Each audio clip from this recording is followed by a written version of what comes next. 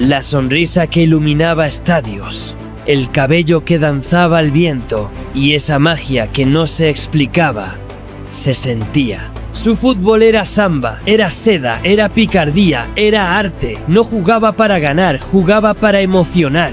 Cada vez que pisaba el césped despertaba alegría, asombro y una nostalgia que aún vive en quienes lo vieron brillar. No era simplemente un futbolista, era un artista, un showman, un mago que convirtió cada balón en una obra de arte. Llegó al Camp Nou con un balón pegado al pie y en cuestión de partidos devolvió al Barcelona a la cima. Recuperó su espíritu ganador y transformó la Liga y toda Europa en su propio espectáculo. Para él, el fútbol nunca fue solo competencia. Era disfrute, desenfado, elegancia. Era el juego bonito elevado a su máxima expresión. Él era Ronaldinho, el eterno mago sonriente que llevó el alma del fútbol callejero a los estadios más grandes y legendarios del mundo.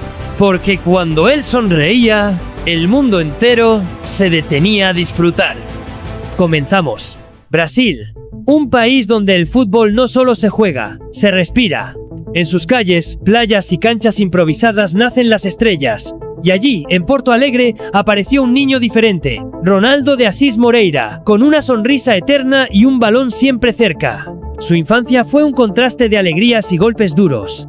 Creció en un hogar humilde, en una familia donde el fútbol era parte de la sangre. Su padre, jugador aficionado, y su hermano mayor, Roberto, que llegó a ser profesional. Pero a los 8 años, la vida le dio un golpe que lo marcaría para siempre, la muerte de su padre. Desde entonces el balón dejó de ser un simple juguete y se convirtió en su refugio. Pequeño de estatura, siempre era el más chico en los partidos del barrio, y así nació el apodo que lo acompañaría para siempre: Ronaldinho, el pequeño Ronaldo. Esa desventaja física lo obligó a desarrollar lo que más tarde sería su marca registrada: velocidad mental, agilidad y una capacidad para improvisar que parecía magia. No importaba el terreno, jugaba en canchas de tierra, en las playas o en las pistas cerradas de fútbol sala. Allí aprendió a controlar el balón en espacios mínimos, a ejecutar regates imposibles y a combinar técnica con ritmo, como si cada jugada fuera un baile. A los 13 años protagonizó una de las historias más recordadas de su juventud. Su equipo ganó 23-0 y él marcó los 23 goles. Ese día quienes lo vieron entendieron que estaban ante alguien especial. Su progresión fue meteórica. Pronto fue convocado a la selección sub-17, donde brilló en el Mundial de 1997. Al año siguiente debutó con el primer equipo del gremio, llevando el estilo callejero al fútbol profesional sin perder un gramo de atrevimiento. Cada vez que recibía el balón, el público se levantaba porque sabían que algo diferente podía pasar. Y fue entonces, con apenas 18 años, cuando Brasil empezó a darse cuenta de que este chico no solo jugaba. Apenas 18 años ya jugaba como si llevara toda una vida en el profesionalismo. Su estilo rompía moldes, control de balón milimétrico, regates imprevisibles y esa capacidad de sonreír mientras humillaba rivales. Uno de sus primeros grandes momentos llegó en una final del Campeonato Gaúcho de 1999. Enfrente estaba Dunga, capitán de la selección campeona del mundo en 1994. En 2 jugadas seguidas, Ronaldinho lo dejó completamente fuera de combate con fintas y amagues que parecían sacados de un partido en la playa. Aquella noche, la prensa brasileña no hablaba de otra cosa. Había nacido una nueva estrella. Los ojeadores europeos ya le seguían de cerca. Arsène Wenger, técnico del Arsenal, estuvo a punto de llevárselo a Londres en 2001. El acuerdo estaba casi cerrado, pero un permiso de trabajo que nunca llegó frustró la operación. Mientras tanto surgió otra opción: el St Mirren de Escocia, pero un escándalo por pasaporte falso dejó el fichaje en nada.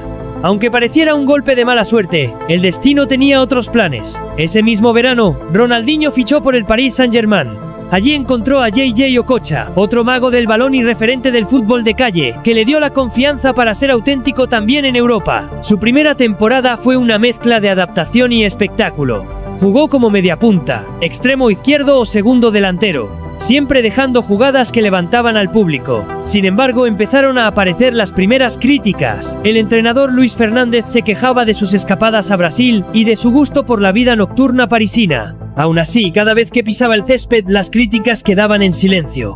El talento estaba ahí, intacto, y lo demostraría a lo grande unos meses después, en el escenario más grande del planeta, el Mundial de 2002. El Mundial de Corea y Japón 2002 era especial para Brasil. Venían de una etapa turbulenta, con críticas por su juego y dudas sobre si aún tenían la magia que había definido a la canariña durante décadas. Pero en ese torneo, todo cambió. En el frente de ataque, Brasil presentó una tripleta que sería recordada para siempre: Ronaldo, Rivaldo y Ronaldinho. A esta sociedad se le conoció como los 3R. Cada uno tenía un rol claro: Ronaldo como depredador del área, Rivaldo como estratega y Ronaldinho como el artista imprevisible que podía inventar algo de la nada. Durante la fase de grupos, Ronaldinho mostró pinceladas de lo que era capaz: regates cortos, pases filtrados imposibles y esa sonrisa que descolocaba a sus rivales. Pero el momento que lo catapultó a la leyenda llegó en los cuartos de final contra Inglaterra. Brasil perdía 1-0. Un pase largo de Ronaldinho dejó solo a Rivaldo, que empató antes del descanso. Y luego ocurrió la obra maestra. Minuto 50, falta desde casi 40 metros, posición más para centrar que para disparar. Ronaldinho miró al portero David Seaman y, sin avisar, le envió un balón bombeado que se coló justo debajo del travesaño. Fue un gol que el mundo entero volvió a ver una y otra vez. 7 minutos después, la euforia se tornó tensión. Ronaldinho fue expulsado por una entrada y se perdió la semifinal. Sin embargo, regresó para la gran final contra Alemania, donde Brasil se impuso 2-0, alzando su quinta Copa del Mundo y consolidándose como la selección más laureada de la historia. Ronaldinho, con solo 22 años, no solo levantaba un trofeo, levantaba también su nombre al estatus de estrella planetaria. Fue incluido en el equipo ideal del torneo y, a partir de ese momento, su carrera en Europa daría un salto irreversible hacia los grandes escenarios. En 2003, el Fútbol Club Barcelona estaba lejos de ser el gigante que conocemos hoy. Venían de temporadas irregulares, con una plantilla sin rumbo claro y un Real Madrid galáctico dominando titulares y trofeos. Joan Laporta, recién elegido presidente, tenía una misión clara: devolver al club a la cima del mundo. Su plan era fichar a una estrella capaz de cambiarlo todo. Tenían 3 nombres sobre la mesa: Thierry Henry, David Beckham y Ronaldinho. Henry decidió quedarse en el Arsenal. Beckham fichó por el Real Madrid y eso dejó a Ronaldinho como el objetivo número 1. Pero no sería fácil. El Manchester United también lo quería y ya había iniciado negociaciones con el PSG. Sin embargo, el Barcelona se movió rápido, ofreciendo 30 millones de euros y, sobre todo, un proyecto donde Ronaldinho sería el líder indiscutible. Fue esa promesa de protagonismo y libertad creativa la que lo convenció. Desde su llegada, el impacto fue inmediato. En los primeros entrenamientos, Frank Rijkaard, su nuevo técnico, dijo asombrado: "Cada vez que toca el balón, pasa algo especial". Y en su presentación ante el Camp Nou, la afición ya sabía que no se trataba de un fichaje cualquiera. Su primer gol oficial con el Barça fue una declaración de intenciones. Recibió el balón de su portero en campo propio, sorteó a 2 rivales y soltó un disparo desde 30 metros que destrozó la red del Sevilla. El Camp Nou explotó, y toda España entendió que un nuevo mago había llegado a la liga. Pero el Barça pronto descubrió una verdad: dependían demasiado de él. En noviembre de esa temporada, el equipo estaba cuarto en la tabla gracias a su magia, pero una lesión de un mes dejó al equipo en caída libre. Cuando regresó, lo hizo como un vendaval: gol y asistencia en el derbi contra el Español, iniciando una remontada histórica que llevó al Barça del fondo de la clasificación al subcampeonato. Aquella primera temporada cerró con 34 contribuciones de gol en 45 partidos, y un premio que confirmaba lo que todos ya sabían: Ronaldinho era el mejor jugador del mundo según la FIFA en 2004. El camino hacia su reinado en Europa estaba recién empezando. La temporada 2004-2005 marcó el comienzo del reinado absoluto de Ronaldinho en el Barcelona y en el fútbol mundial. El equipo, ahora consolidado bajo Frank Rijkaard, se había construido alrededor de su magia. Tenía libertad para moverse por todo el frente de ataque, y cada balón que tocaba era un espectáculo garantizado. Ese año llevó al Barça a conquistar la Liga después de 5 años de sequía, manteniéndose líderes desde octubre hasta el final. Pero más allá de los títulos, Ronaldinho devolvió al club algo más importante: la alegría. En cada partido, el Camp Nou vibraba como en sus mejores tiempos, coreando su nombre y esperando la próxima jugada imposible. Su rendimiento fue tan dominante que en 2005 repitió el premio de mejor jugador del mundo de la FIFA, y además conquistó el Balón de Oro. Era el primer brasileño en ganar ambos galardones en el mismo año desde Rivaldo. Pero su consagración definitiva llegó en un escenario impensado: el Santiago Bernabéu. En noviembre de 2005, En un clásico contra el Real Madrid, Ronaldinho jugó uno de los partidos más perfectos que se recuerdan. Desbordó, regateó, marcó 2 goles y dejó a los defensas blancos completamente desarmados. La exhibición fue tan grande que al final del partido, la afición madridista se puso en pie para aplaudirlo. En la historia, solo Diego Maradona había recibido un homenaje así vistiendo la camiseta del Barça. La temporada 2005-2006 fue aún más especial. Ronaldinho llevó al Barcelona a ganar su segunda Champions League, la primera en 14 años. En el camino, firmó una obra de arte en Stamford Bridge contra el Chelsea. Rodeado por 5 rivales, se sacó un disparo raso y preciso desde fuera del área que dejó sin reacción a Petr Cech. Ese mismo año también vivió un momento histórico a nivel personal. El 1 de mayo de 2005, asistió a Lionel Messi para que anotara su primer gol con el Barcelona. Fue, sin saberlo, una especie de traspaso simbólico de la corona a la nueva joya del club. En esos años, Ronaldinho no tenía detractores. Rival o aficionado neutral, todos se rendían a su fútbol. Había alcanzado un estatus único. No solo era el mejor, era el más querido. En 2006, Ronaldinho seguía siendo uno de los mejores jugadores del planeta. Sus números y su magia aún estaban ahí, pero algo empezaba a cambiar. El Mundial de Alemania de ese año fue la primera señal. Brasil llegó como gran favorita, pero Ronaldinho, al igual que toda la selección, tuvo un torneo discreto. La eliminación en cuartos de final ante Francia dejó una sensación amarga y, para muchos, marcó el comienzo de una lenta decadencia. En Barcelona, Lionel Messi comenzaba a florecer. Cada vez más rápido, más fuerte y más decisivo, el joven argentino empezaba a acaparar focos. Ronaldinho, lejos de verlo como una amenaza, lo arropó como a un hermano menor, pero en el entorno del club ya se percibía que el liderazgo futbolístico estaba cambiando de manos. La temporada 2006-2007 todavía fue brillante para él. 37 participaciones de gol en 49 partidos. Pero fuera del campo, la historia era otra. Su vida nocturna en Barcelona se volvió más intensa. Salidas constantes, entrenamientos a medio gas y una fama que lo empujaba a la tentación de las fiestas y el glamour. El punto de inflexión llegó en 2008, con la llegada de Pep Guardiola como entrenador. A pesar de que Ronaldinho solo tenía 28 años y todavía calidad para competir al máximo nivel, Guardiola tomó una decisión radical: prescindir de él. La razón no fue técnica ni física, sino de vestuario. Guardiola temía que su estilo de vida afectara la mentalidad de un joven e impresionable Messi, al que veía como el futuro del club. Fue un golpe para los aficionados, que no entendían cómo podían dejar ir al hombre que había devuelto la gloria al Barça.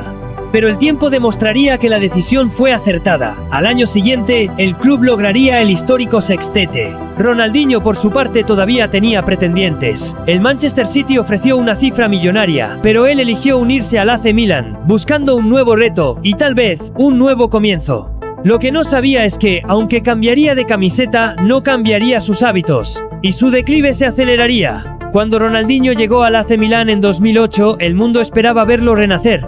Compartía vestuario con figuras como Kaká, Pirlo, Seedorf y Maldini. Sobre el papel, era el escenario perfecto para que recuperara la ambición, pero la realidad fue distinta. Su calidad intacta seguía regalando destellos, pases imposibles, controles mágicos, goles de fantasía, pero su regularidad estaba rota. Las noches milanesas lo sedujeron tanto como las de Barcelona, y su físico comenzó a resentirse. Aún así, hubo momentos de brillo. En la temporada 2009-2010 firmó 26 contribuciones de gol y fue clave para que el Milan peleara por el título. Pero en el club ya era evidente que su compromiso estaba lejos del nivel que exigía la élite. En 2011 rescindió contrato y volvió a Brasil. Su regreso a casa fue como una gira de despedida del rockstar que todos querían ver. Jugó para el Flamengo, donde tuvo chispazos de genialidad, pero también problemas de disciplina. En el Atlético Mineiro encontró un segundo aire. Lideró al equipo para ganar la Copa Libertadores en 2013, el primer título de este tipo en la historia del club. Fue un triunfo especial, donde su sonrisa y su estilo volvieron a brillar en Sudamérica, aunque a un ritmo más pausado. Tras breves pasos por Querétaro en México y Fluminense, decidió retirarse del fútbol profesional en 2015. Pero para él, el retiro nunca significó dejar de jugar. Se fue a la India para participar en ligas de fútbol sala y eventos de exhibición, siempre con el mismo entusiasmo que tenía de niño. En 2020, vivió un capítulo inesperado y polémico. Fue arrestado en Paraguay por ingresar con un pasaporte falso.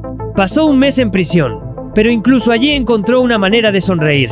Se unió al equipo de fútbol sala de la cárcel, ayudó a ganar un torneo 11-2 y participó en los 11 goles.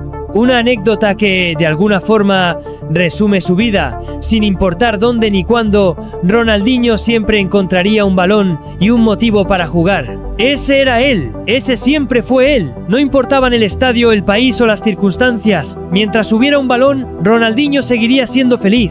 Ronaldinho no fue solo un jugador, fue una experiencia. No definía su grandeza por las estadísticas, sino por la sensación que dejaba en la gente. En un tiempo donde el fútbol se volvía cada vez más físico y calculado, él recordaba que el deporte también podía ser arte, improvisación y alegría pura. Su sonrisa, su manera de aplaudir a los rivales cuando lo marcaban, su capacidad de levantar a un estadio entero con una simple bicicleta, todo eso lo convirtió en un símbolo universal del fútbol bonito. No importa si eras culé, merengue o neutral, cuando él jugaba, todos querían mirar. En el Barcelona dejó mucho más que títulos. Devolvió la ilusión a una afición que había perdido la fe, devolvió el respeto de Europa y, quizás lo más importante, abrió el camino para que un joven Lionel Messi heredara el trono. En Brasil, inspiró a una generación de niños a jugar descalzos, en la calle, con la misma libertad con la que él creció. Hoy, años después de su retiro, su nombre todavía provoca sonrisas, aplausos y un suspiro de nostalgia.